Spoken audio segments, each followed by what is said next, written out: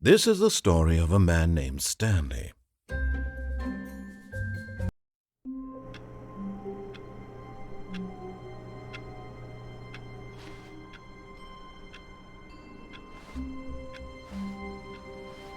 All of his co-workers were gone.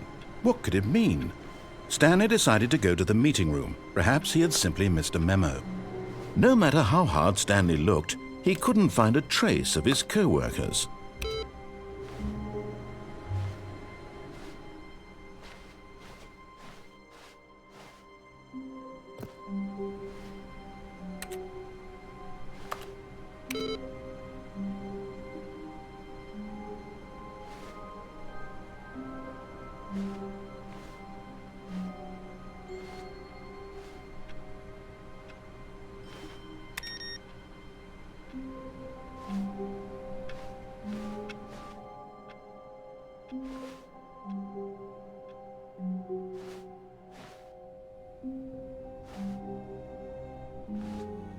Oh, good. You noticed my sign. Yes, I have something very exciting to show you.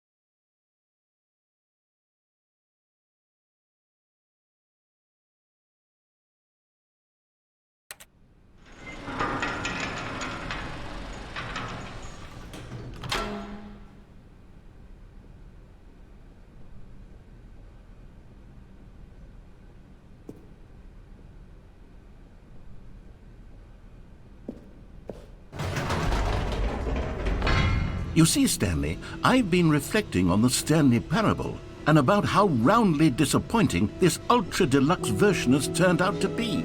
The original Stanley Parable was a landmark, and any new content for it should live up to that legacy. So forget this Ultra Deluxe nonsense. I say we take it one step even further. Which is why I'm very proud to announce for the first time ever, the Stanley Parable 2.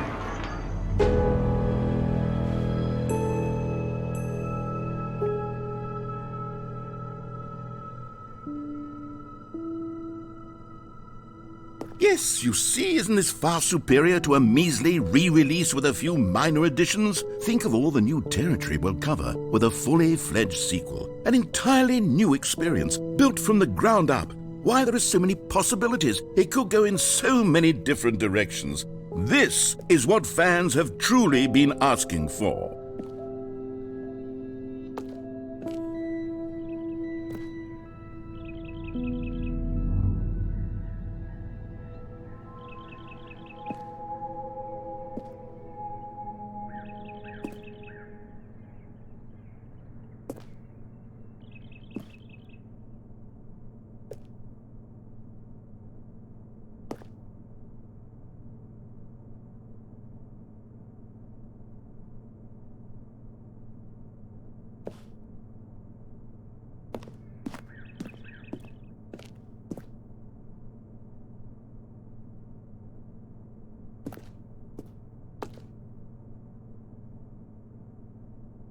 Calling it the Stanley Parable 2 is just so much catchier than Ultra Deluxe, don't you think? Ultra Deluxe? What does it even mean? But the Stanley Parable 2, now that's an artistic statement right there.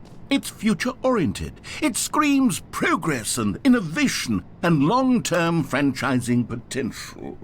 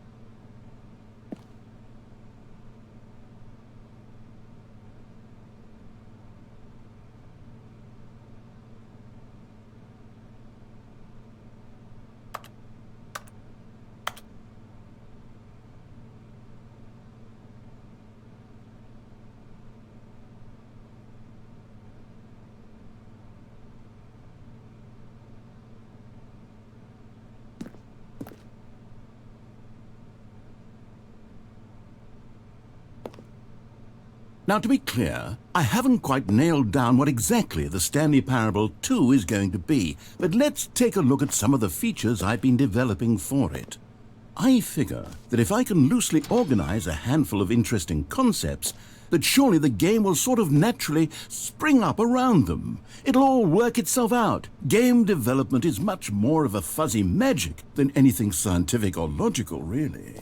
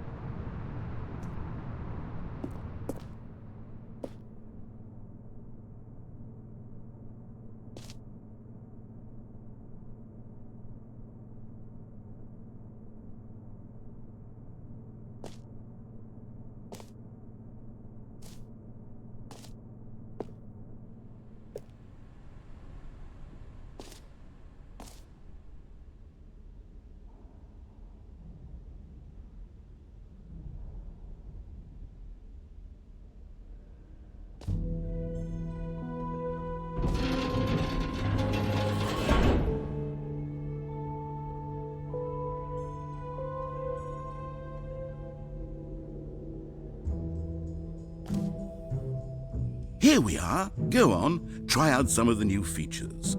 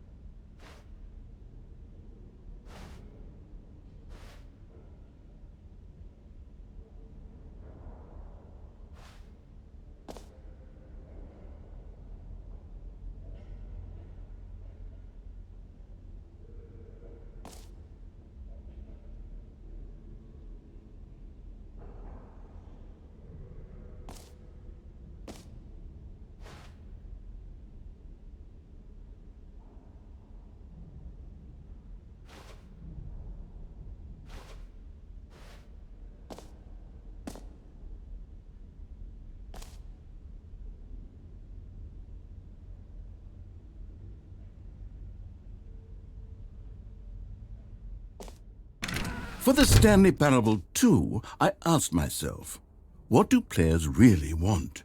And of course, the first and most obvious answer is that they want to be individually recognized and validated as people.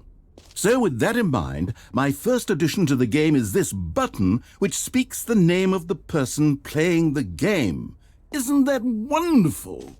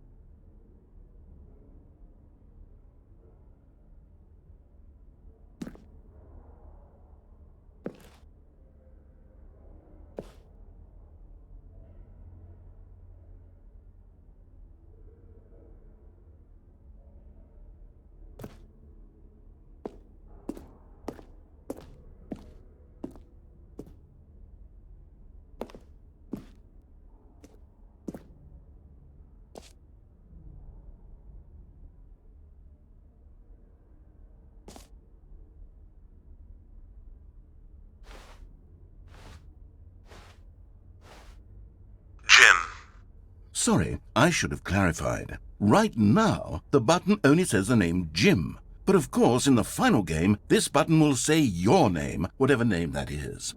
Here, let's have you role-play as Jim to really simulate the full experience of this feature. Just play along. I promise you'll love it. Okay, here we go. Let's take a deep breath, clear your mind, forget whoever you are, and simply become a person named Jim. I want you to imagine yourself living as Jim, sleeping and waking as Jim, falling in love and being heartbroken as Jim, seizing all of the world's possibilities as Jim, and as Jim watching your dreams crumble into dust. Do you feel it deeply? Are you really, truly Jim right now? If so, then please step forward and press the button.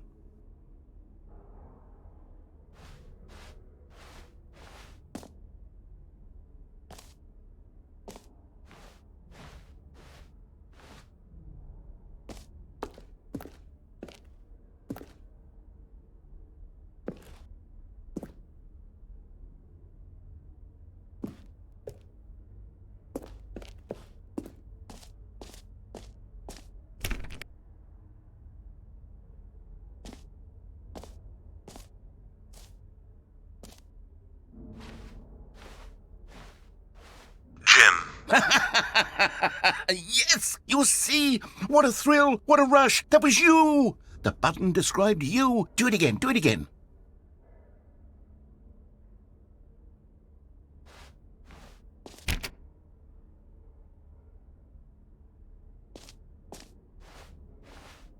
Jim. Ooh, it hits even harder the second time. If this were the only new feature in the Stanley Parable 2, it would still be worth the money.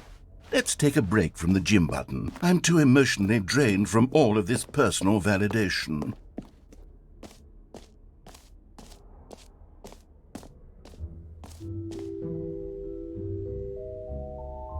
I suppose I could allow only people named Jim to play the Stanley Parable 2. That would actually save me the work of finishing this feature.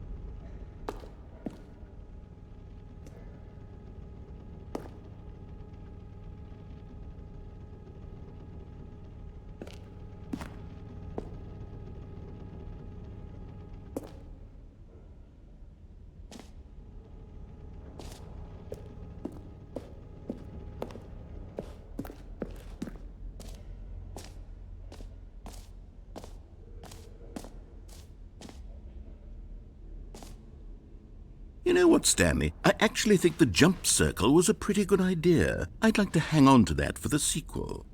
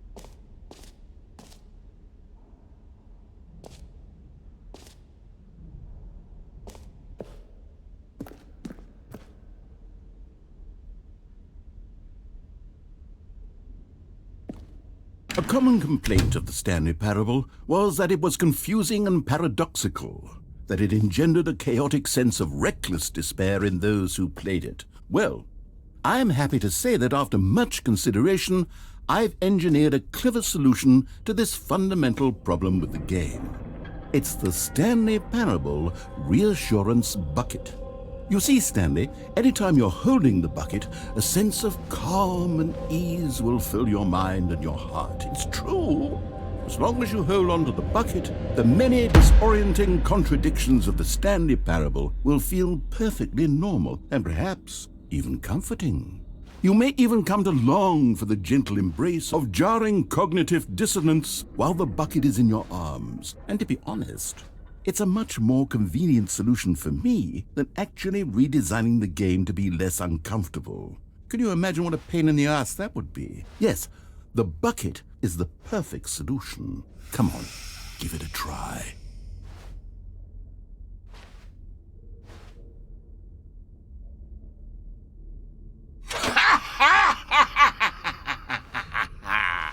Can you feel it?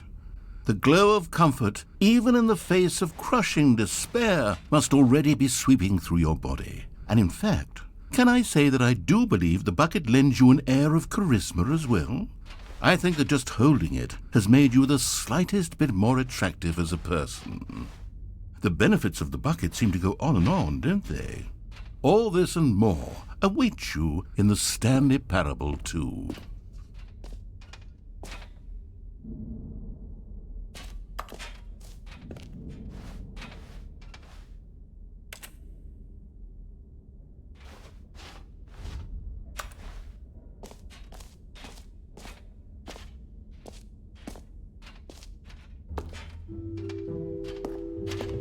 Does anyone give out awards for most enjoyable bucket in a video game?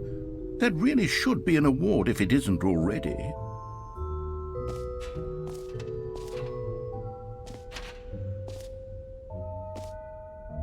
Okay, I'll be honest, I haven't yet decided on this one. I think that in the new version, the office could use a bit of decoration, like balloons. But I'm undecided on Get Well Someday and Happy 12th Birthday. Which would you go with?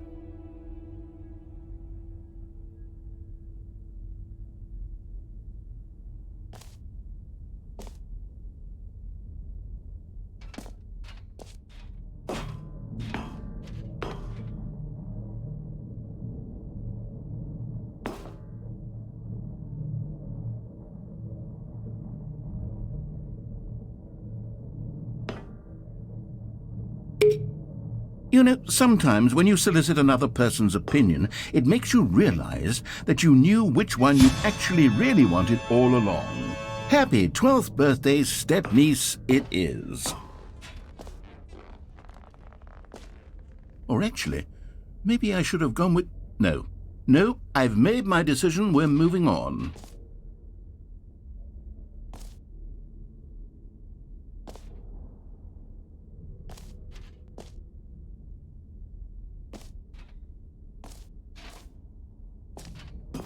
Come now, you've already made your choice. It's true that you chose badly, but we all have to move on from our mistakes.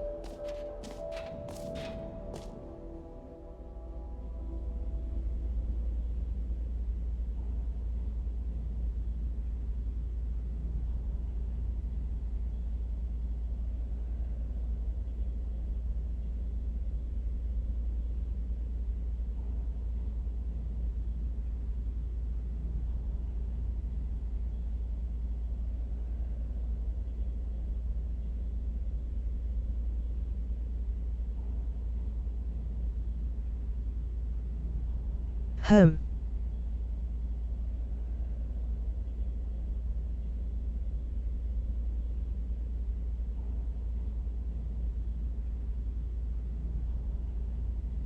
If you fell for infinite amount of time.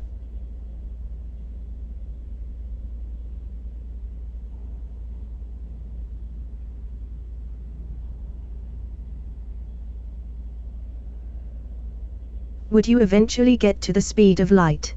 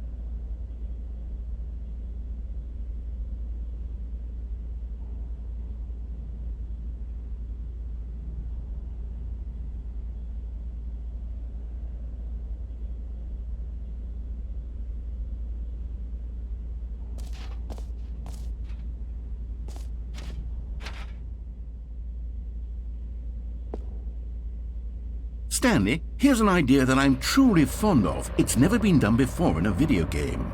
This is, in fact, a hole that you can fall down forever. That's right. Infinite falling. You can fall until the end of time, if you like. A stunning leap forward for video games as a medium.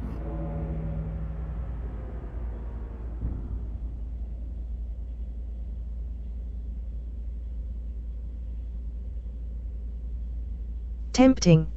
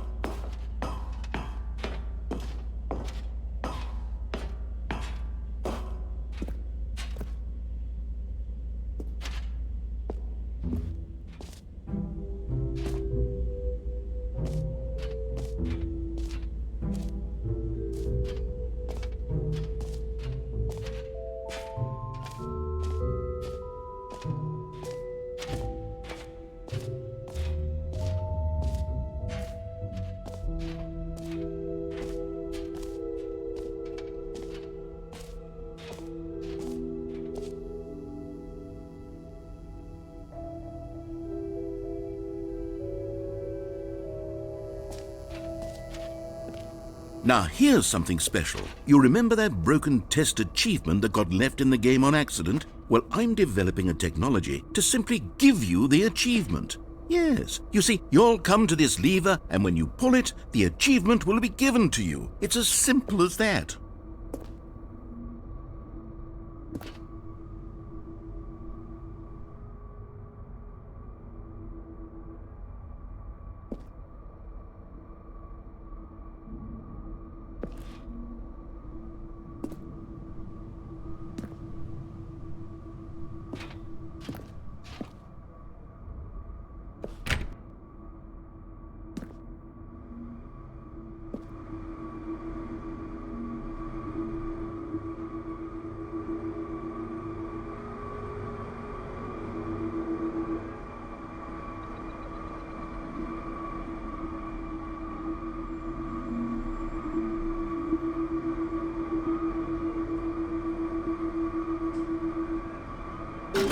Okay, perhaps I should have clarified. This is technology that will exist. Right now, the achievement is still fully broken. I'm not a wizard, Stanley, but I guarantee it will be fixed in the sequel to at last satisfy the hordes of ravenous fans all over the world who have been uproariously demanding this feature. Gamers, we hear you, and I promise it will happen.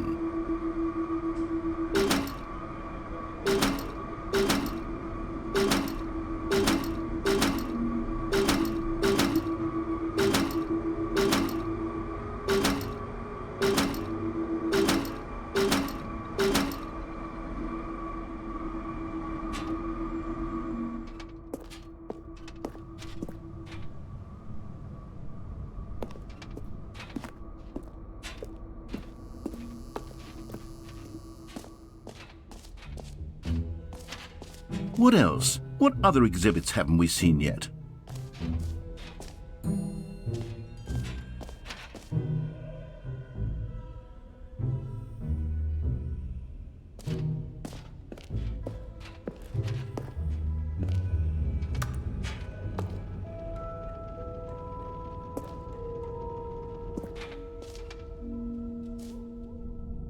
Ah, collectibles.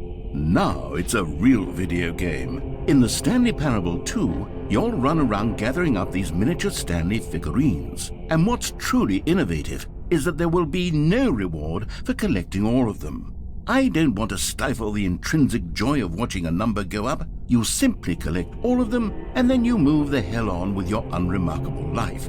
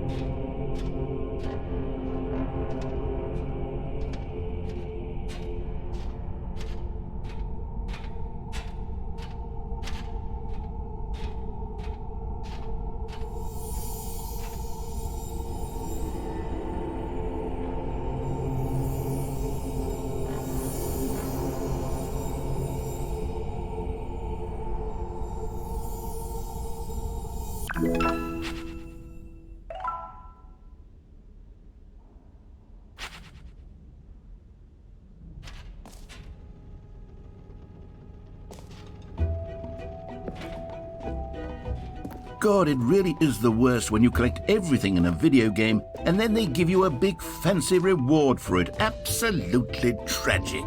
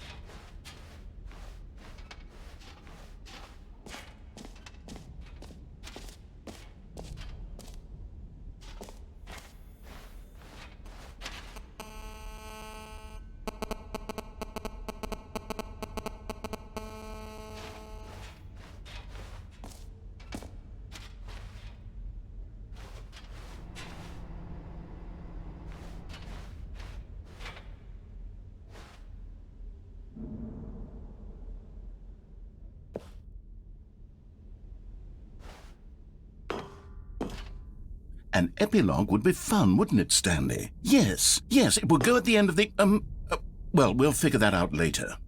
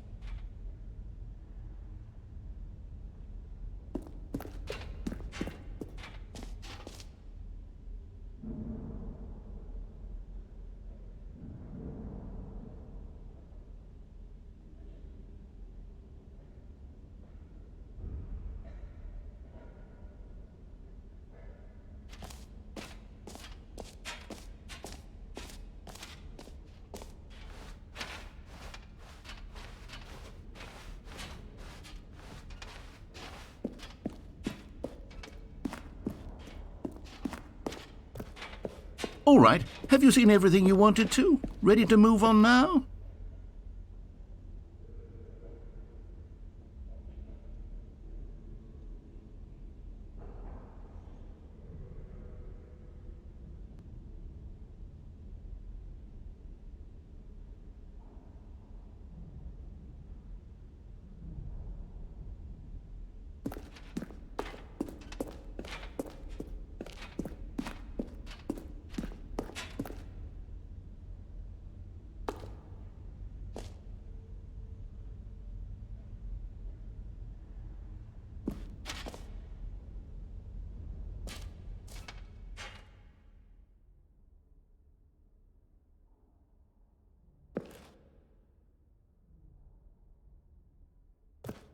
So, Stanley, what do you think? Do you like all of the new features? Yes, I know it's not exactly clear yet how exactly these features will come together as one single coherent video game, but I can feel it in my soul. It's going to work. There's definitely a good game in there somewhere. Say, let's do an experiment. I'll arrange these new features together, and we'll see whether or not it coheres into a meaningful gameplay experience.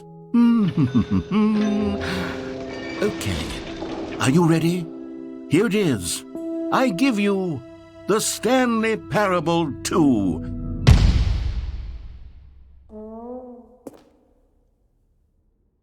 I mean, there's potential here, right? It's sort of... Okay, never mind. Hold on, let me do a different arrangement. Okay, yes, this is much better. I feel good about this. Here we go. Version 2. Who am I kidding, Stanley? This isn't a coherent video game at all. It's a lot of gags. And I do very much enjoy creating gags, but they don't add up to anything. I wanted more than anything to create a sequel that would capture all the magic of the first game. I wanted fans to love it. No matter how good these gags are, they won't stand on their own. They would need the structure and the gameplay of the original. Wait, maybe that's it. I can take the original Stanley Parable and simply, insert a few of my new features into it. Tastefully, of course. With respect. With care for the vision and integrity of the original game. Would it possibly work? I suppose it could. But it would need a really, really tremendous title screen. A title screen that says with bold and uncompromising conviction, "This is the Stanley Parable 2. Let me see if I can whip something up. All right, perfect. Go ahead. Take a look.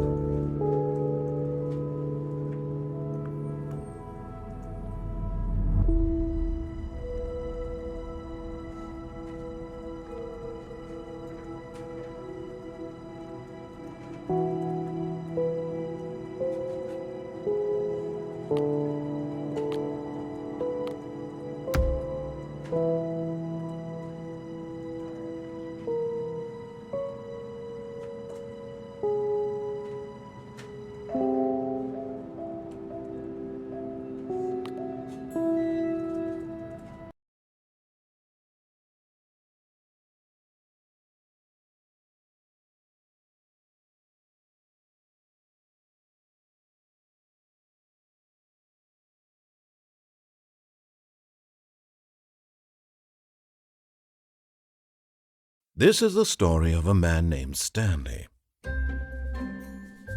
Stanley worked for a company in a big building where he was employee number 427. Employee number 427's job was simple. He sat at his desk in room 427 and he pushed buttons on a keyboard.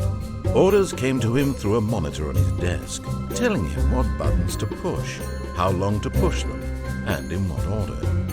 This is what employee 427 did every day of every month of every year. And although others might have considered it soul-rending, Stanley relished every moment that the orders came in, as though he had been made exactly for this job. Stanley was happy. And then one day, something very peculiar happened. Something that would forever change Stanley. Something he would never quite forget. He had been at his desk for nearly an hour when he realized that not one single order had arrived on the monitor for him to follow. No one had showed up to give him instructions, call a meeting, or even say hi. Never in all his years at the company had this happened, this complete isolation. Something was very clearly wrong. Shocked, frozen solid, Stanley found himself unable to move for the longest time. But as he came to his wits and regained his senses, he got up from his desk and stepped out of his office.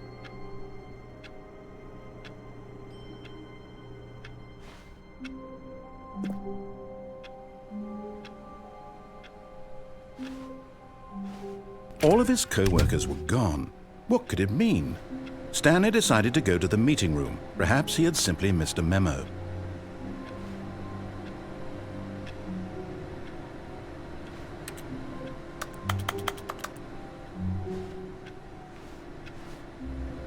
No matter how hard Stanley looked, he couldn't find a trace of his co-workers.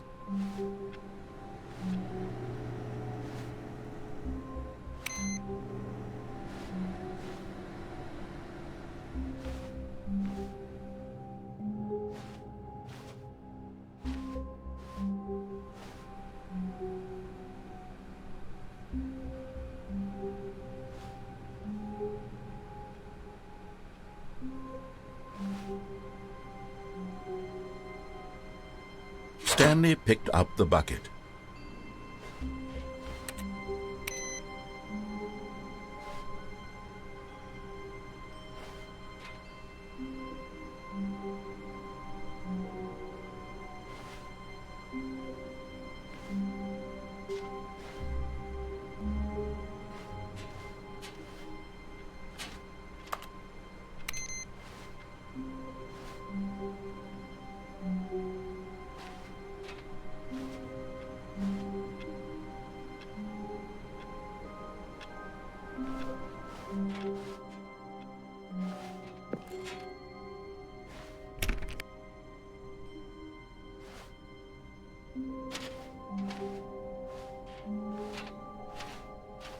Stanley clutched the bucket tightly to his chest and entered the door on his left.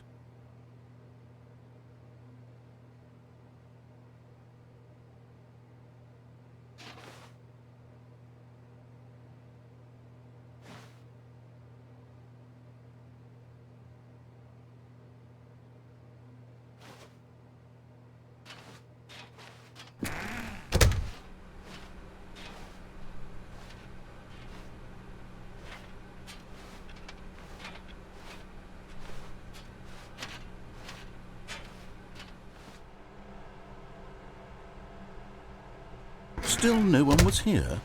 Stanley needed the bucket's warmth and comfort now more than ever.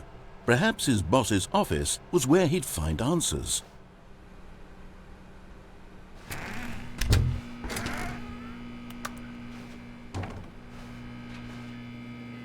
Oh, Stanley, can you feel it? The broom closet. It wants the bucket. You can feel that, can't you? The aura of jealousy? It's as clear as day. This broom closet believes it deserves the bucket. I can really feel it now. It's a bucket. It belongs in a broom closet. That's what the broom closet is trying to say here. It's supposed to go with the other cleaning supplies. Good for you, Stanley. Don't give in. Don't hand over the bucket. I know how hard it must be, given the pressure that the broom closet is putting on your shoulders right now, but you have to be strong. This is your bucket. This is your companion and lifelong friend. You can't hand it over. Oh, no. We're getting into name-calling now, it seems. Is this how low the broom closet has sunk, that it has to resort to this stream of petty insults simply in order to get you to hand over the bucket? Stanley, I never liked this broom closet for a variety of reasons, but even this is worse than I had imagined. And wait, now the broom closet has the gall to imply that you and the bucket are not truly deep and lasting friends? That your relationship is purely superficial and convenient? that your life is so banal and meaningless that you'd feel the same sort of kinship towards any inanimate object which happened to lay in your path in an even partially enticing manner? Well, I never. Go on, Stanley. Lay into it. Really tell the broom closet off for its demeaning comments. Expand on the wide variety of experiences you and the bucket have shared together. Go through each of them point by point. Share your journal entries detailing the rich emotional landscape of your feelings for the bucket as they have changed and evolved over the years. Let him have it.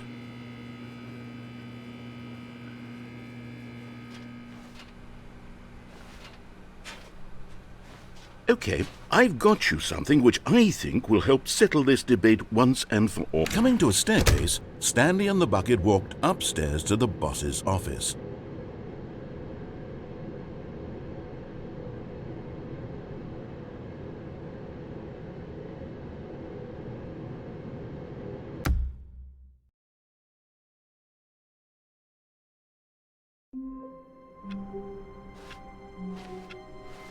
All of his co-workers were gone. What could it mean?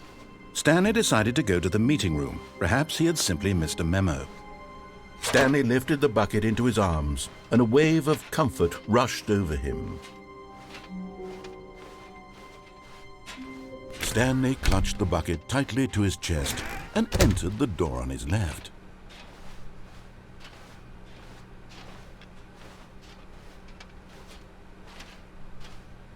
Still no one was here. Stanley needed the bucket's warmth and comfort now more than ever. Perhaps his boss's office was where he'd find answers. Oh, Stanley, can you feel it? The broom closet. It wants the bucket. You can feel that, can't you? The aura of jealousy. It's as clear as day. This broom closet believes it deserves the bucket. I can really feel it now. It's a bucket. It belongs in a broom closet. That's what the broom closet is trying to say here. It's supposed to go with the other cleaning supplies. Good for you, Stanley. Don't give in. Don't hand over the bucket. I know how hard it must be, given the pressure that the broom closet is putting on your shoulders right now, but you have to be strong. This is your bucket. This is your companion and lifelong friend. You can't hand it over. Oh, no. We're getting into name-calling now, it seems. Is this how low the broom closet has sunk, that it has to resort to this stream of petty insults simply in order to get you to hand over the bucket? Stanley, I never liked this broom closet for a variety of reasons, but even this is worse than I had imagined. And wait, now the broom closet has the gall to imply that you and the bucket are not truly deep and lasting friends? That your relationship is purely superficial and convenient? That your life is so banal and meaningless that you'd feel the same sort of kinship towards any inanimate object which happened to lay in your path in an even partially enticing manner? Well, I never. Go on, Stanley. Lay into it. Really tell the broom closet off for its demeaning comments.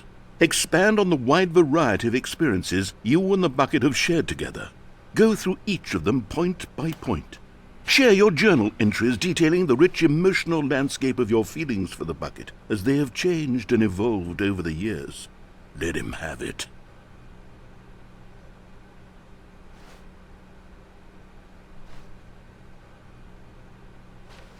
Okay, I've got you something which I think will help settle this debate once and for all. Here we go. There. Now it's settled. No more debate, no more discussion. Take a hike, broom closet, with all your meandering philosophical diatribes about the nature of cleaning supplies and their relationship to broom closets in the natural order of things.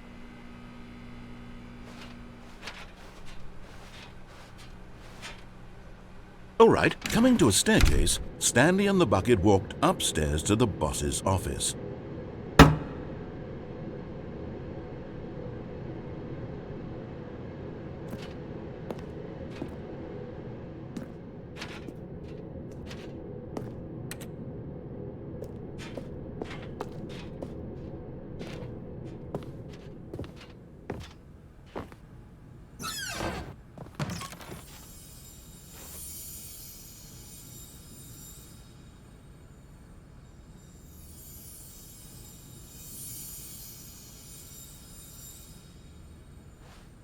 You found one of them. one of the miniature Stanley figurines. Remember, no reward for collecting all of these, only the intrinsic pleasure of a job well done. You can't buy that sort of happiness, Stanley. God knows I've tried. So, I implore you to savor each and every moment you come across one of these beautiful figurines.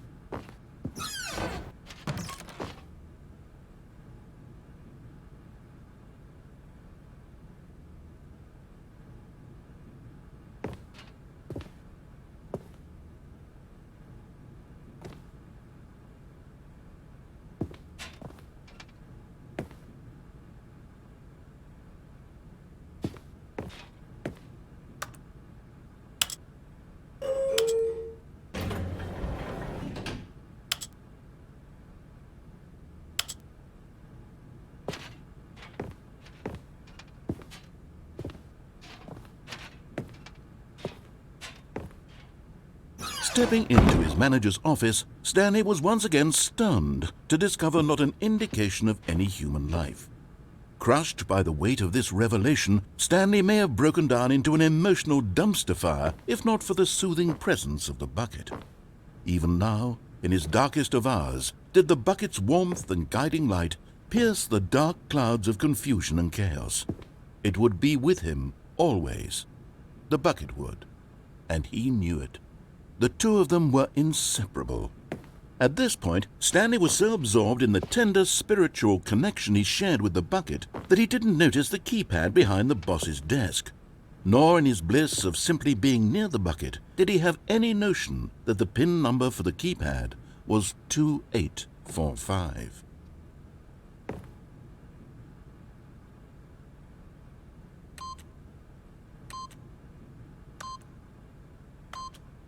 But Stanley guessed the correct code by sheer luck. Was it that the bucket knew all along? Was the bucket guiding him? Yes, this is certainly the most logical explanation.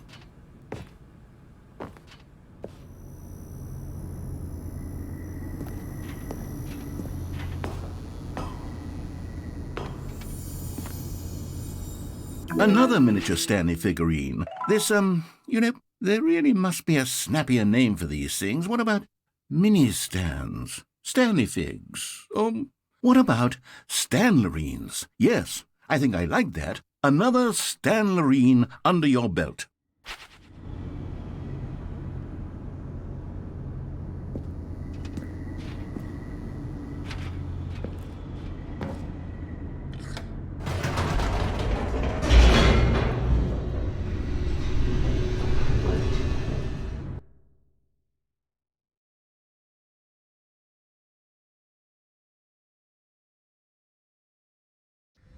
The elevator raced downward, plummeting towards an unknown fate. It would be all Stanley could do to keep himself together, if not for the bucket. Soothing him, comforting him, reassuring that in this darkest moment of uncertainty, he would be all right. The bucket is here for you, Stanley. Everything will be fine.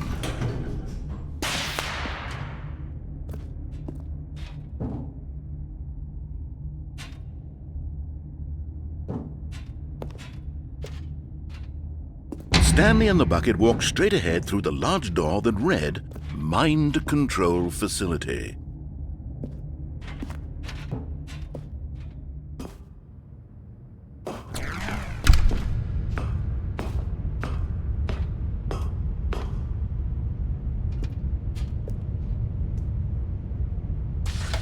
The lights rose on an enormous room packed with television screens.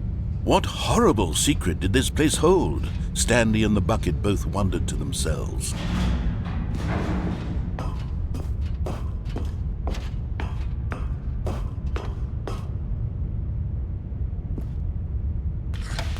The monitors jumped to life, and Stanley nearly dropped the bucket in shock. Everyone in the office was being videotaped, monitored like guinea pigs. The bucket had never seen anything like this, and it very nearly burst into tears as Stanley cradled it gently, reassuring it that everything would be fine.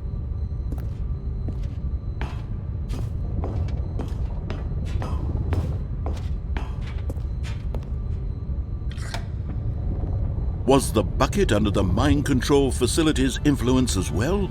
Had the bucket been told to do things it didn't wish to do?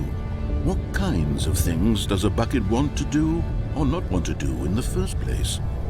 These questions raced furiously in Stanley's feeble mind. No! He screamed into the bucket. He couldn't accept it. His own life in someone else's control, never! He squeezed the bucket tighter, his one friend in the entire world. At this point, he could trust no one except for the bucket.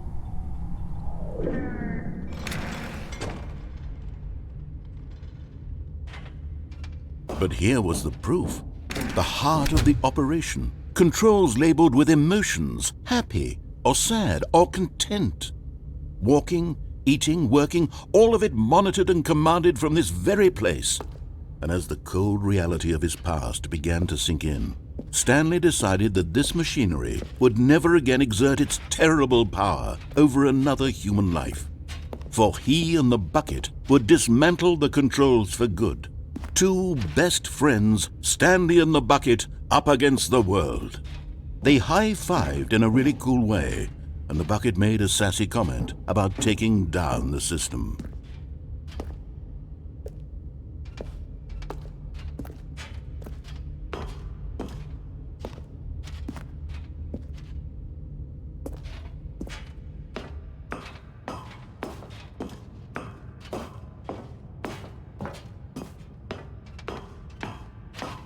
When at last they came to the source of the room's power, Stanley and the bucket knew it was their obligation to put an end to this horrible place and to everything it stood for.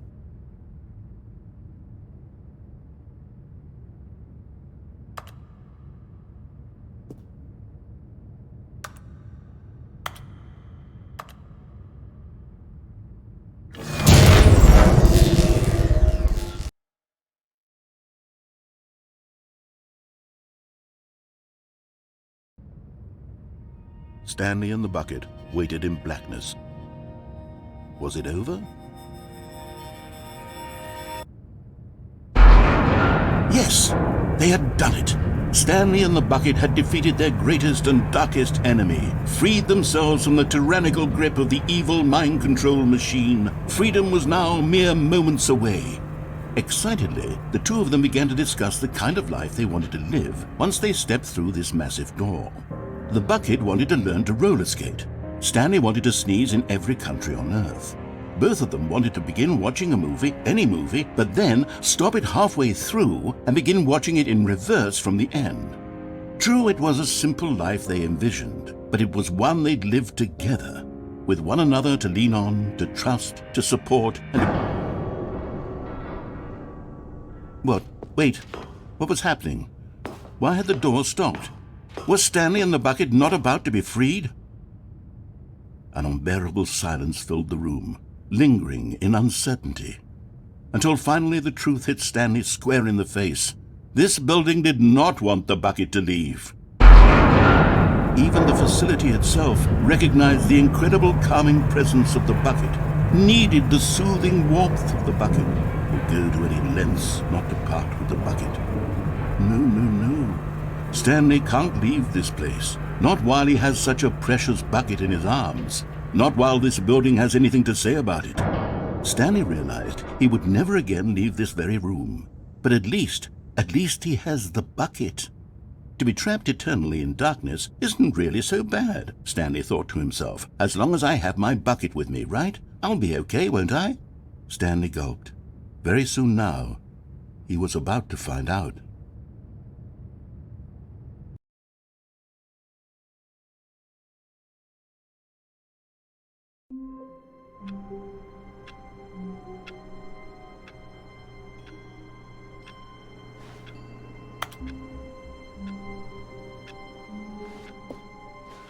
All of his co-workers were gone. What could it mean? Stanley decided to go to the meeting room. Perhaps he had simply missed a memo. No matter how hard Stanley looked, he couldn't find a trace of his co-workers.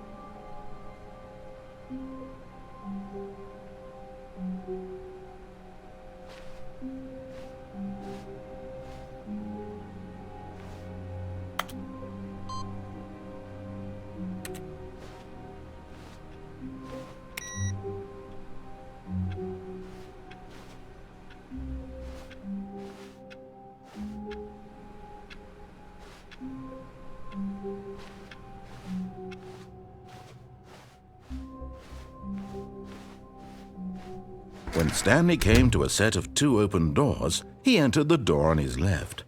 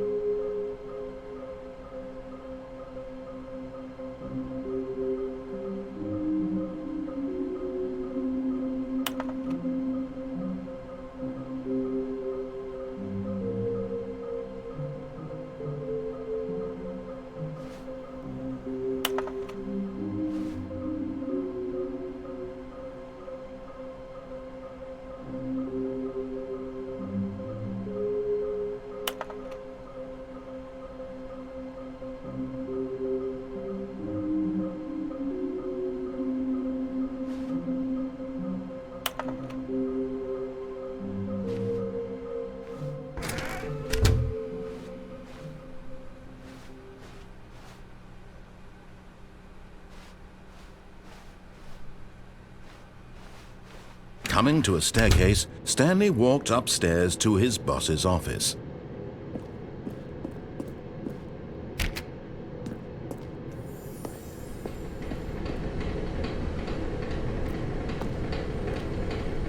Okay, I'm going back to the name of these little Stanley figurines, and now I'm torn between Stanlerines and Figlies. What do you think, Stanley? What name better encapsulates the intrinsic sense of happiness that you get from seeing a small number in the corner of your screen go up by 1? Let me sit on it. I'm sure it will come to me.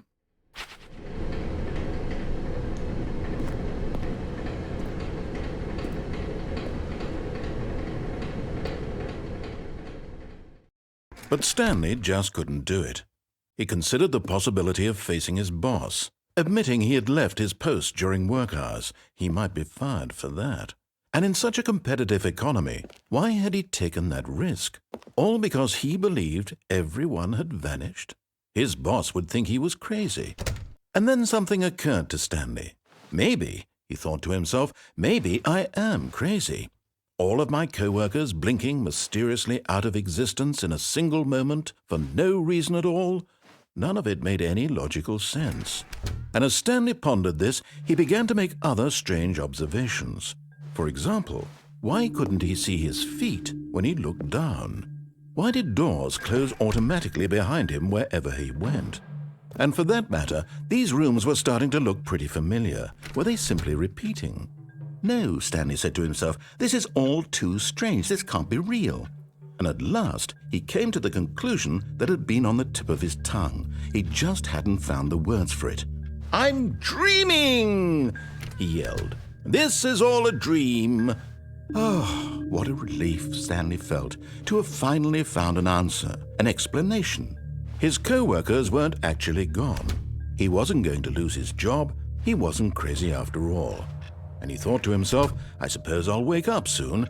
I'll have to go back to my boring real-life job pushing buttons. I may as well enjoy this while I'm still lucid. So he imagined himself flying and began to gently float above the ground. Then he imagined himself soaring through space on a magical starfield, and it too appeared. It was so much fun, and Stanley marveled that he had still not woken up. How was he remaining so lucid? And then perhaps the strangest question of them all entered Stanley's head. One he was amazed he hadn't asked himself sooner. Why is there a voice in my head dictating everything that I'm doing and thinking? Now the voice was describing itself being considered by Stanley, who found it particularly strange. I'm dreaming about a voice describing me, thinking about how it's describing my thoughts, he thought. And while he thought it all very odd and wondered if this voice spoke to all people in their dreams, the truth was that, of course, this was not a dream. How could it be? Was Stanley simply deceiving himself, believing that if he's asleep, he doesn't have to take responsibility for himself? Stanley is as awake right now as he's ever been in his life. Now, hearing the voice speak these words was quite a shock to Stanley. After all, he knew for certain, beyond a doubt, that this was in fact a dream. Did the voice not see him float and make the magical stars just a moment ago? How else would the voice explain all that? This voice was a part of himself too. Surely, if he could just... He would prove it. He would prove that he was in control, that this was a dream. So he closed his eyes gently, and he invited himself to wake up. He felt the cool weight of the blanket on his skin, the press of the mattress on his back, the fresh air of a world outside this one. Let me wake up, he thought to himself. I'm through with this dream. I wish it to be over. Let me go back to my job. Let me continue pushing the buttons. Please, it's all I want. I want my apartment and my wife and my job. All I want is my life exactly the way it's always been. My life is normal. I am normal. Everything will be fine. I am okay.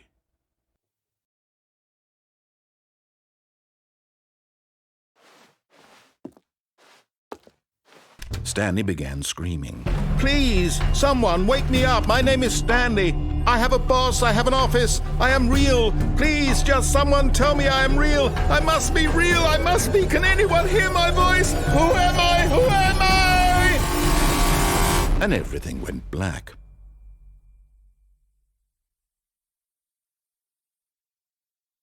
This is the story of a woman named Mariella. Mariella woke up on a day like any other. She arose, got dressed, gathered her belongings, and walked to her place of work. But on this particular day, her walk was interrupted by the body of a man who had stumbled through town talking and screaming to himself, and then collapsed dead on the sidewalk. And although she would soon turn to go call for an ambulance, for just a few brief moments she considered the strange man. He was obviously crazy, this much she knew. Everyone knows what crazy people look like. And in that moment, she thought to herself how lucky she was to be normal. I am sane. I am in control of my mind. I know what is real and what isn't. It was comforting to think this, and in a certain way, seeing this man made her feel better. But then she remembered the meeting she had scheduled for that day, the very important people whose impressions of her would affect her career, and by extension, the rest of her life. She had no time for this, so it was only a moment that she stood there, staring down at the body. And then she turned and ran.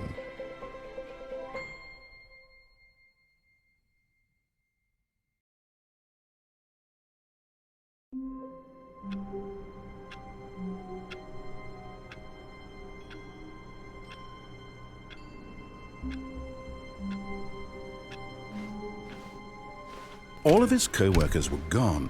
What could it mean? Stanley decided to go to the meeting room. Perhaps he had simply missed a memo.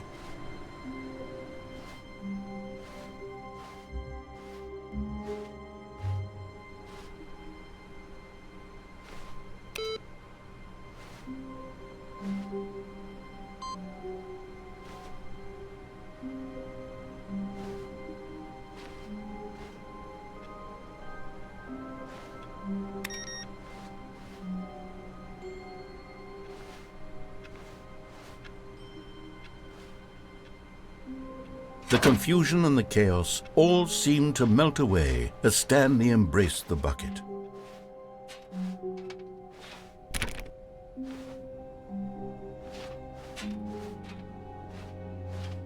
Stanley clutched the bucket tightly to his chest and entered the door on his left. This was not the correct way to the meeting room, but Stanley had felt the bucket calling to him, telling him that the employee lounge was simply the place to be.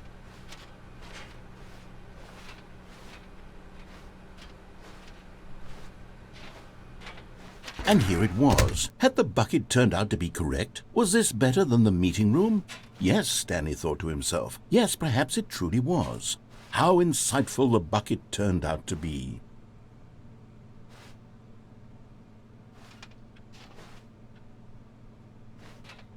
No, never mind. The bucket was wrong. Stanley took the door on his left to go back to the meeting room.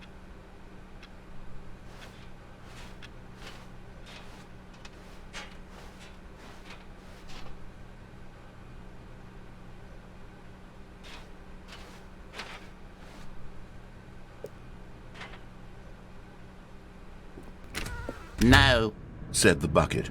don't go to the meeting room. Go somewhere else. The cargo lift, yes. Go there. Go to the cargo lift.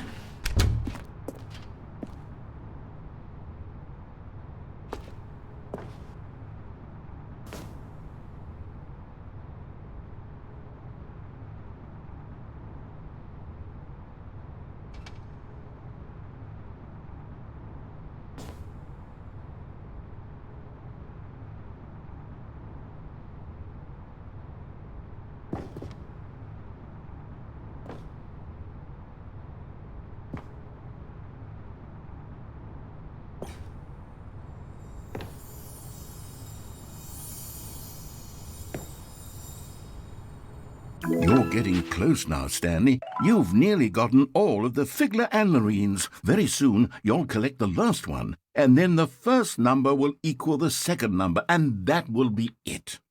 We'll be different people by then. Different in the sense that we used to have none of them, and now we have them all.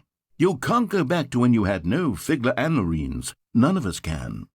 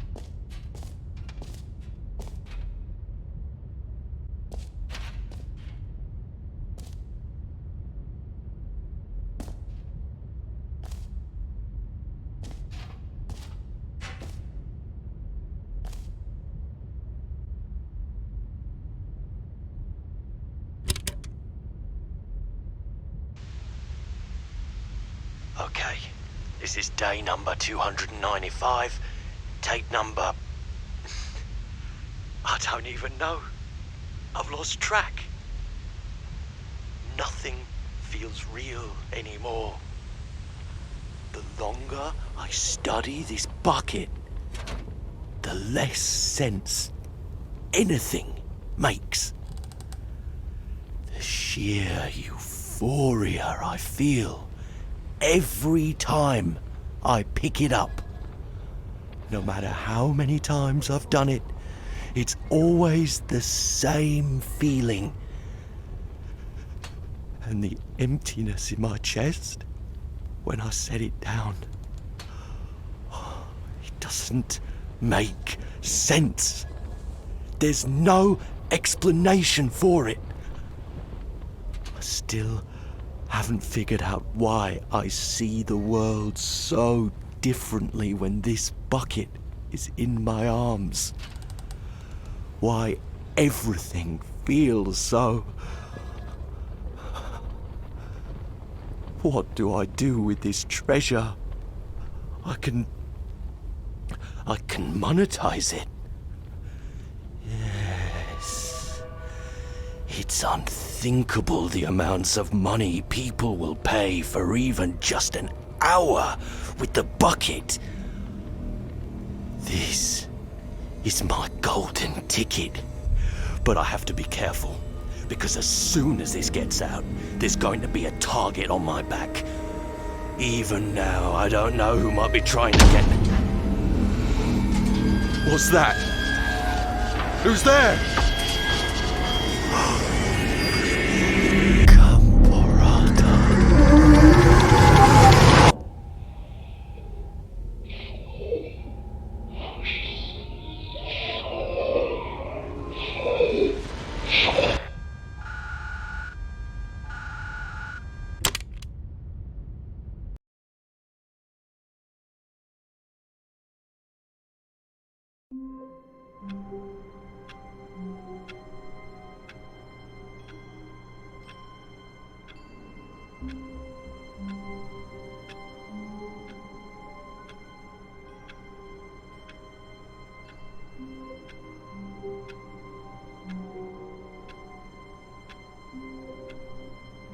I have to stop for today.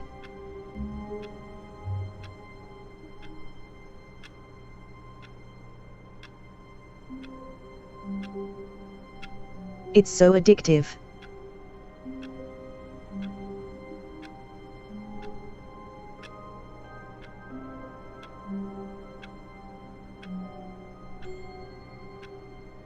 Ta-ta for now.